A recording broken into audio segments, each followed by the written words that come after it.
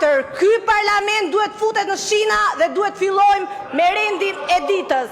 Fatkeqësia më e madhe e këtij kombit është prezenca jote këtu, Sali Berisha. Po si nuk e turp dhe sedër që vjen këtu në këtë parlament dhe gënjen, si nuk e turp.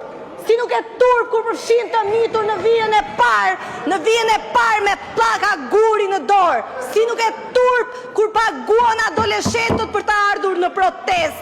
Si vjen këtu dhe gënjen dhe thua ajo ishte protestë paqësore. Por ti, doktori, je mësuar me gënjeshtrat, sepse ti mohove të afërmit e tu pasi vdiqën 26 persona në Gërdec. Ti ishe ai që i mohove.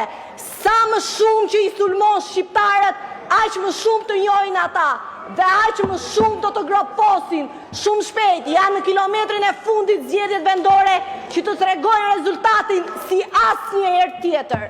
Dhe sa pra të këndezin që ju dhimbset, 2% e asaj dhimbjes tu dhimbsësh ai kamionisti atje në Korçë. Faleminderit.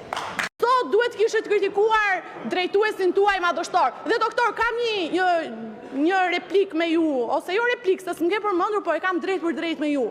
Ato snajperat unë e di që ti i ke fiksim që prej viteve më parë, por më vjen shumë keq për të gjithë ata policë që janë dëmtuar nga protesta juaj paqësore me molotov dhe fishek zjarr drejtuar trupave të policisë së shtetit, kështu që bëni mirë që të tërhiqeni. Unë besoj që populli opozitar nuk është ai që bën këto protesta të dhunshme.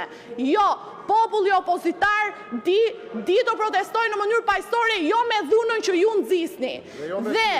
Dhe si bi e një ish polici e di shumë mirë se sa e dhimbshme është për ato familje, për ato nëna, për ato fëmijë që presin prindrit e tyre, bitë e tyre të mbarojnë detyrën dhe të kthehen shëndoshë mirë në shtëpi. Dhe ju jeni askushi që t'i dëmtoni dhe t'i vrisni.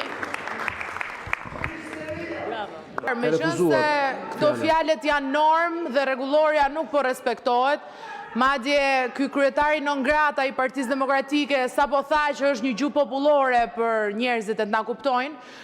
E me qënë se na përmëndi si mbrojtës të prapanicave, po si ka mundësi që vazhdon të djegë Shqipërinë prej 30 vitesh vetëm për prapanicën tënde, e të familjes tënde, e të njerëzve të tu, dhe nuk u lodhe për atë prapanicë ti, e nuk u lodhën këta të mbrojturja vetë